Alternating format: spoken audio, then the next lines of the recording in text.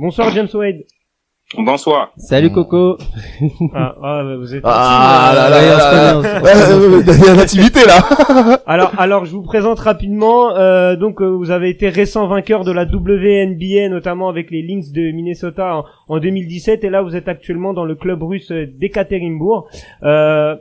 Alors. Ouais, non, je te dis juste de bien parler dans le micro, en fait, c'est tout, t'inquiète. C'est bon. T'inquiète, y a pas de souci. Alors, ma première question, James Wade, j'avais envie d'évoquer avec vous votre aventure américaine en tant que coach, bien sûr, qui a démarré au Texas. Est-ce que vous pouvez nous en dire un peu plus? Oui, j'ai commencé au Texas en 2012.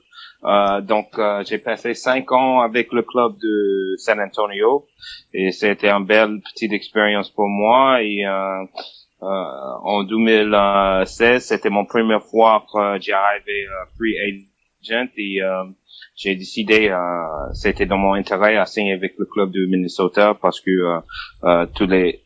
chaque année, je jouais le titre. Donc, et en plus, j'ai trouvé un staff et une équipe qui était très complémentaire à moi et fait tout pour l'équipe féminin, comme le président fait tout pour l'équipe féminin comme il fait pour l'équipe masculine. Donc, c'est quelque chose qui m'intéresse et voilà, on a fait une belle année cette année et c'était une bonne petite histoire pour moi en fait. Ouais, parce que tout est allé très vite pour toi, James. T'es passé, moi je me rappelle la dernière fois qu'on s'était contacté, t'étais au Silver Star de San Antonio, t'étais assistant coach, et là tu es passé vraiment très rapidement dans la grande porte. Et comment ça s'est passé finalement? Est-ce que c'est une opportunité qui s'est créée finalement, ou tu t'as vraiment cherché à l'avoir? Non. Après, j'arrive à la fin de mon contrat et j'étais pas sûr si j'étais pas sûr qu'est-ce que le prochain opportunité pour moi, j'étais pas sûr. Et donc à un moment, j'ai 4 clubs qui m'ont contacté à la même temps.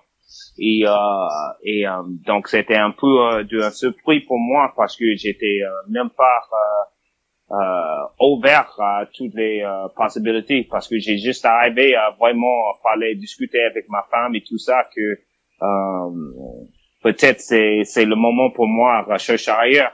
Et tu as bien été conseillé du coup, t'as bien été conseillé autour de toi, on t'a bien conseillé.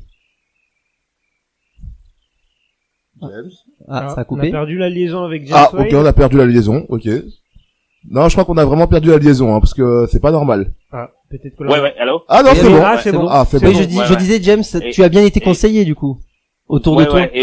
Donc il m'a dit il m'a dit qu'il pense que peut-être je vais avoir des possibilités avec les autres clubs. Et d'abord j'ai 3 équipes ou même 4 équipes qui m'ont contacté, mais 3 équipes qui m'ont fait un offre. Et après Minnesota, c'était le dernier qui m'a fait un offre, mais il m'a invité pour venir là-bas juste pour voir les installations, faire rencontrer le président. Et m'a fait visiter le salle et tout ça, et j'ai vu un match aussi de garçons. Et après, elle a vraiment m'expliqué le plan et le plan pour moi, qu'est-ce qu'elle a vu de moi et tout ça. Et après, pendant cette voyage-là, j'ai arrivé à la réalisation que peut-être c'est le place pour moi. Et donc, j'ai appelé les 4 autres clubs. Juste pour dire que je suis plus libre et j'ai décidé déjà. Alors justement, James Wade, j'avais envie de revenir avec vous sur votre aventure à Minnesota. C'était bien. Oui. Donc j'étais très contente. Oui. Très content, pardon. Et surtout quand on connaît la suite, justement à Minnesota, vous êtes champion WNBA, c'était en fin d'année 2017. Est-ce que vous pouvez nous raconter un peu les coulisses de ce titre? Donc même si c'est un saison plus court que l'NBA, mais pour nous c'était très long parce que on a commencé très très bien. 20 victoires pour 2 défaites ou quelque chose comme ça. Tu te voyais favori dès le début? Tu te voyais favori dès le début ou pas en début de saison? Pas du tout, non? Oui, on était favori, pas vraiment favori. Tout le monde sait comme à Golden State et Cleveland avec l'NBA qui va jouer en finale. Et donc tout le monde a pensé que c'était nous contre Los Angeles en fait. Et mais Los Angeles, elle était toujours favorisée. Et oui, on rappelle que l'année d'avant, vous aviez perdu en finale aussi contre cette même équipe, c'est ça? Ouais. Et donc on a commencé très motivé, mais le chose qui était un peu différent cette année, c'est que le meilleur joueur, Sylvia Fowles, elle était pas à le même niveau l'année avant. Ouais. Et cette année, elle a vraiment pris un autre étape dans sa carrière parce qu'elle était très dominante du début de la saison jusqu'à la fin. Et donc on a passé, après on est arrivé à 22, on était devant Los Angeles par 4 matchs ou quelque chose comme ça. Et après on est arrivé à avoir des blessures. 2 joueurs dans notre 5 major qui arrivaient blessés et c'était pendant 12 semaines ou quelque chose comme ça. Et donc Los Angeles a vraiment nous rattrapé. Donc ils ont gagné 3 matchs ou 4 matchs de suite et nous on a perdu 3 matchs de suite. Donc c'était juste à fin de saison, c'était juste un demi-match de différence. Et donc pour avoir des home court advantage, c'était très important parce que on a joué bien le début et c'était pour ça. Mais je ne sais pas si vous avez vu le premier match, mais on a perdu le premier match parce qu'on a commencé à moins 28 dans le premier quart-tour, ouais. quelque chose comme ça. Oui, et puis tu étais assistant coach avant défensif, non, il me semble, hein, au début. Non, et avant à San Antonio, j'étais c'était mon rôle pour être coach défensif. Ça t'a servi un petit peu cette expérience-là aussi. Ouais, c'était bien, mais le chose cette année, j'étais le premier assistant. Donc et nous donne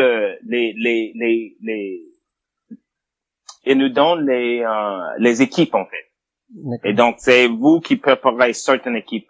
Et donc moi de les 11 équipes, j'ai 6. Et Los Angeles, c'était le mien. Et donc j'étais très motivé pour le battre cette année. Mais et donc c'est un peu différent, ça fonctionne un peu différent. Je suis toujours sur le côté défensif, mais j'ai les 6 équipes, j'ai préparé pour. Ouais. Et aussi vous avez votre propre joueuse aussi. Et donc j'ai 3 ou 4 joueuses, mais mon joueuse principale c'était Sylvia Fowles, qui on a travaillé bien ensemble. Et donc voilà. Donc le fonctionnement c'est un peu différent, c'est un peu pareil, mais est-ce que tu es le Tom Thibodeau de la maison un peu? Est-ce qu'il t'appelle un peu le Tom Thibodeau? Non, quand même pas. Non. Il est non, modeste. En plus. Non, mais le truc c'est que quand vous avez un fils là, lui c'est le roi de la maison. Hein. Parce que tout fonctionne avec lui. Maintenant, ma femme elle pense de lui et moi je pense de lui. Donc on n'a même pas le temps pour penser qui est le personne majeure dans la maison parce qu'on sait que c'est notre fils. Alors, du coup là actuellement vous êtes, comme je l'ai dit en introduction, dans le club d'Ekaterinbourg, qui est quand même un très grand club en Europe. Hein, et du coup ma question c'est quels sont vos objectifs avec justement la formation russe? Surtout quand on a touché le Graal, est-ce qu'on peut aller plus loin? non. Déjà, première chose, c'est notre objectif, c'est pour gagner le championnat russe et le EuroLeague. Donc, l'EuroLeague, oui. Comme on a pour moi le meilleur équipe pour gagner, comme on a ajouté Maya Moore et on a les autres, un autre meneuse qui arrive en février, qui a été signé, elle arrive de Duvenbia. Donc, je pense qu'on a l'équipe pour gagner, des titres. Et donc, c'est mon première année, de 3 ans. J'ai un contrat de 3 ans. Et donc, moi, je veux commencer à gagner tout de suite. Donc, Ouais, ça c'est très important pour moi et je sais que c'est très important pour le club. Ouais. Donc voilà. voilà. Mais t'as eu un passage en Russie en tant que joueur, on le sait. Est-ce que tu trouves que le niveau a changé un petit peu depuis ton passage en Russie, puisque tu y retournes maintenant? Est-ce que tu trouves Non, le niveau c'est très bien parce que maintenant il jouait dans un ligue qui s'appelle le VTB. Et avant, quand j'étais là, il jouait juste dans un championnat russe. Il est Eurocup. Mais maintenant, vous avez les VTB League et c'est les meilleures équipes en Russie et les équipes en Lituanie, Latvie et dans le pays de l'Est. Donc c'est très élevé le niveau et c'est très compétitif. Est-ce que c'est presque équivalent que la WNBA là en Russie, le niveau en Russie? Dans l'équipe non, dans l'équipe féminine, dans les équipes féminines non. Non. Parce que vous avez les trois meilleures équipes là et après c'est basse le niveau. D'accord. Mais le chose c'est que si vous mettez Ekaterinbourg en WNBA, ça va être oui, si vous parlez les deux meilleures équipes, oui, elles peuvent jouer en WNBA sans problème. D'accord. Parce qu'on a Brittany Griner, Missman, on a 4 joueuses dans notre effectif qui étaient All-Star. Et oui, avant au NBA. Ouais. Donc ça c'est différent. Et on a des filles qui arrivent sur le banc qui jouent un bon rôle en WNBA. Donc c'est vraiment une équipe WNBA pour moi. Donc tu te régales, on va dire, pour le moment. Tu te régales. Ouais.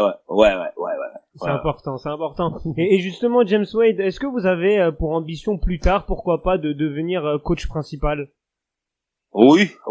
Et c'était le plan avec quand j'arrivais à Minnesota, et m'a dit direct que elle veut me former pour être un coach principal. Et j'ai des interviews avec les équipes cet été. Mais je pense que c'était pas le bon timing pour être coach principal.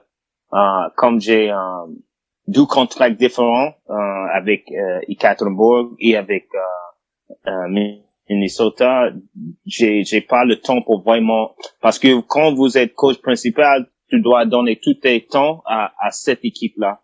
Et maintenant, je ne suis pas à un point que je veux arrêter un pour l'autre. Donc et c'est pour changer vite, mais maintenant c'est pas le moment. C'est pas le moment. Et est-ce que l'équipe de France, vous y pensez? On sait que votre femme a été une grande internationale française. Est-ce que pour l'équipe de France féminine, oui. Est-ce que ça vous dit d'intégrer le staff, pourquoi pas un jour? Oui, c'est une ambition pour moi. Je voudrais un jour, s'il y a besoin de moi, je ne sais pas si j'ai reçu un copie de la Fédération française. Bah pour moi tu as le meilleur CV. Pour moi tu as le meilleur CV actuellement. Tu as le meilleur CV, le curriculum vitae. Oui, mais peut-être, mais vous savez que vous êtes des bons coachs, des vrais bons coachs. J'ai passé le temps à INSEP et tout, et j'ai passé un moment avec les coachs comme Valérie Demory, Valérie Gagné et tout ça. Il y a des bons coachs, donc si je suis même considéré, je suis très humble parce que j'ai beaucoup de respect pour la formation en France, j'ai beaucoup de respect pour la Fédération française parce que je sais dans le sens que ils bossent dur et il y a des bons résultats et tout. Et donc voilà, c'est juste pour être considéré, c'est va être énorme. Mais maintenant, c'est une ambition, je peux dire, et c'est facile à dire, mais je ne sais pas si c'est un intérêt pour la Fédération française. Mais on verra, on a le temps. Moi, je suis toujours jeune et j'ai toujours des bonnes relations avec les coachs, avec les joueurs et tout. Et voilà, on va. Et c'est pour moi, j'aime bien à Minnesota avec les joueurs. Je ne sais pas si vous êtes au courant, mais on a juste signé Indy Miami. Donc moi, je suis très content avec ça. C'est une bonne nouvelle, effectivement. James Wade, pour rappel, qui est avec nous sur les antennes d'MNG Radio. James Wade, j'avais une question par rapport à la perception du basket féminin. qu'on peut avoir en France et aux États-Unis. Est-ce que tu vois qu'il y a une différence de traitement à ce niveau-là? On parle pas France et États-Unis ou masculin et féminin? Le basket féminin en France et aux États-Unis. La différence, oui. Pas en comparant avec le masculin. Vous dites, je pas entendu, pardon. Basket en France et le basket aux États-Unis? Oui, voilà, du côté des filles. Ah, ok. Seulement les filles. Okay. Ah, non, oui, c'est différent parce que, notre saison est très courte là-bas et, c'est que pendant l'été, mais, on a beaucoup de ressources qu'il n'y a pas ici, en fait. Donc, comme on a les droits de télé, on a les meilleures installations et tout. Donc c'est différent, c'est un monde différent. C'est pas que, et on a beaucoup de personnes dans le staff, on a beaucoup plus de personnes dans l'équipe en fait. On a des gens on a des general managers, on a des directeurs de basketball operation, on a tout. Et ici, c'est différent parce que c'est juste la vie européenne. C'est la vie européenne. Donc, vous avez le coach qui conduit l'autobus. Donc c'est différent. Donc c'est plus les familles en France. C'est plus les familles des joueuses qui viennent en fait. C'est un peu ça, non? Oui. Vous parlez de ici. Oui, pour ici, pour faire une comparaison un peu, tu vois. Ouais, c'est pas vraiment de famille, c'est juste beaucoup moins des staff, beaucoup moins des dirigeants qui sont ici. Et donc vous pouvez vous faire mieux, vous faites plus avec de moins ici. Donc nous on utilise beaucoup plus les personnes, on a beaucoup plus de ressources pour les baskets, beaucoup plus l'argent aussi. Il y a le moyen, tu penses en France qu'un jour ça arrive ou pas? Est-ce que tu y crois? Non, parce que c'est pas le style européen. C'est pas juste le fond, c'est pas comme il y a les gens qui parce que vous nous cherchez et c'est différent parce que en France, c'est pas comme quelqu'un qui veut gagner de l'argent et pour les États-Unis, c'est comme ça. Par exemple, San Antonio qui j'ai bossé pour pendant 5 ans et il a déménagé à Las Vegas. Il a vendu l'équipe à Las Vegas, l'équipe féminine, parce qu'il ne gagne pas de l'argent. Et ça, il va jamais arriver en France. Montpellier va pas bouger à... Oui, un club reste fidèle, quoi. À Perpignan, parce qu'il perd de l'argent ici. Ouais. Et donc, c'est différent. C'est vraiment le business aux États-Unis. C'est un business. Donc, et c'est la raison que tu vois les trades et tout ça, parce que tous les gens sont regardés comme stock, en fait. Donc, c'est pas comme ici. Donc, non, j'aime bien les différences. J'apprécie les différences entre les deux. Alors, justement, James Wade, vous avez parlé de trade. Ça va nous emmener à parler de l'actualité en NBA. Je pense que vous suivez avec attention. Ghislain, toi t'as suivi un petit peu. Est-ce que tu peux nous dire les derniers transferts qu'il y a eu c'est surtout le bordel, on va dire, on peut le dire, c'est un bordel en ce moment à Cleveland. On est en train de dégager tout le monde. Avec justement là le départ de D-Wade contre des chips, on dit contre des miettes, voilà, retour au hit. Isaiah Thomas qui part aux Lakers.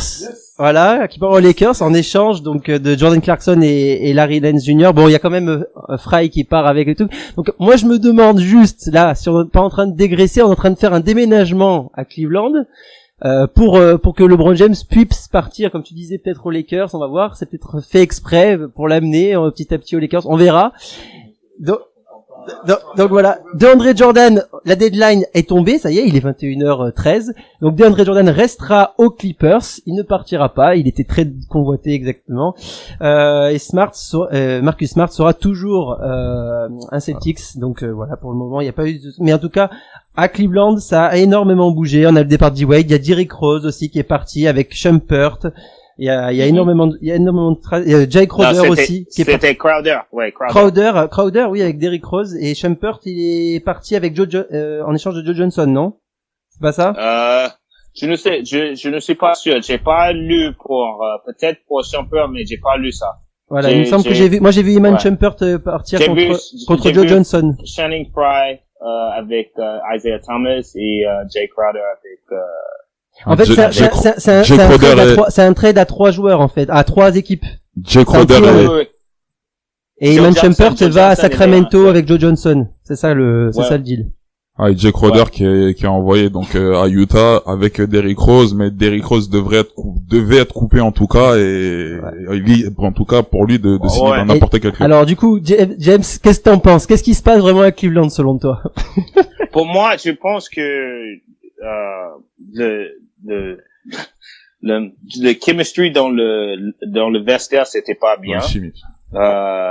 Vous avez des joueurs qui étaient pas toujours là, comme Isaiah Thomas ou Derrick Rose, qui étaient pas qui ne représentent pas je pense l'attitude qu'il veut. Trop de stars pour toi? C'est trop de stars? Non, je ne pense pas c'est trop de stars, mais je pense la frustration c'est toujours parce que personne sait qu'est-ce que LeBron va faire. Et je ne sais pas si tu veux être là si LeBron n'est pas là. Donc donc parce qu'il y a pas une identity pour l'équipe. Mais je ne sais pas s'il a perdu le trade parce que il a bien sûr Iman Shumpert, Jay Crowder, Derrick Rose, Dwayne Wade sont plus là. Mais vous avez Rodney Hood et vous avez George Hill qui est des joueurs complémentaires qui est encore jeune. Mais George Hill il est 31 ans. Mais le meilleur truc pour eux, personne parlait de ça, mais ça dépend sur le finir de Brooklyn Nets, mais il va avoir un bon draft pick l'année prochaine. Oui. Aussi. Alors juste donc oui, je vais juste présenter l'homme qui vient d'arriver en studio, Mohamed Touré. T'avais une question pour notre invité? Oui, j'avais une question pour James. Hi James. Hi Mohamed. Non, on parle anglais dans cette émission, monsieur.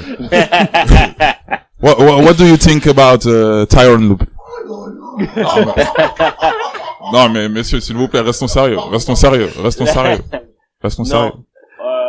Pour moi, je pense il est dans une position très difficile. Il y a beaucoup d'ego. C'est un jeune coach.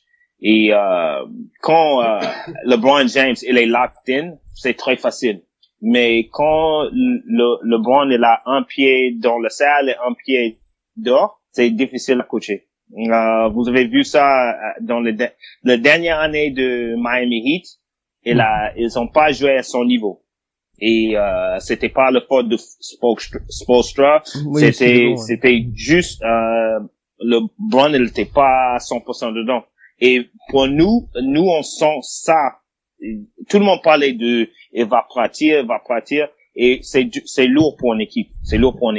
Et pour un jeune coach c'est encore plus lourd. Et tout le monde peut dire oui, si moi j'étais coach, je vais faire ça. Mais imagine si vous avez un star comme LeBron James avec les qualités de LeBron James. Comment ça va être très difficile à coacher. Juste difficile parce que c'est un mec qui est intelligent et décide de jouer à 100% quand il veut et même s'il joue à 50%, il est toujours meilleur que les autres. Donc comment vous punir? Donc c'est difficile. Il est dans une situation difficile. Donc c'est très difficile à juger parce que LeBron James c'est trop facile à avoir lui. Tu peux seulement juger Tyronn Lue quand il coach sans LeBron James. T'aimerais pas être à sa place, quoi, en gros. Toi, personnellement, t'aimerais pas être à la place de Tyronn Lue, quoi. Oui, moi, oui, je peux le faire. C'est Cleveland. mais je sais, ça va être difficile quand même, là. And do you think he will end the season with the Cavs? Tyronn Lue? Yes. Oui. Je ne sais pas pour l'année prochaine, mais j'ai dit oui parce que Je dis oui parce que ils ont déjà fait ça avec David Blatt et c'est mal passé parce que le reputation de Cleveland c'était pas bon pour eux et pour faire ça encore ça va être très mal. En tout cas merci. Est-ce qu'on peut juste lui demander son favori pour cette année en NBA? Oui. Ouais. Juste ton favori, pas Minnesota du coup, hein. Ils sont pas mal cette année, mais pour gagner le titre. Oui, ton favori. En NBA, je pense que ça va être Golden State, je crois. Ouais. T'as pas ton côté Spurs qui revient? T'as pas ton côté Spurs qui revient à chaque fois, non? Non. Ah, il est lucide. Mais c'est seulement s'il reste en bonne santé parce que sinon Houston ça va être très fort aussi. Ah oui. Ok. Équipe à suivre également Houston. Merci James Wade d'avoir interagi avec nous sur les antennes d'MNG Radio. Bien évidemment, vous revenez quand vous voulez. Vous connaissez la maison maintenant. Merci Ghislain de nous l'avoir amené aussi. Bah oui, je voulais lui faire connaître cette voix particulière.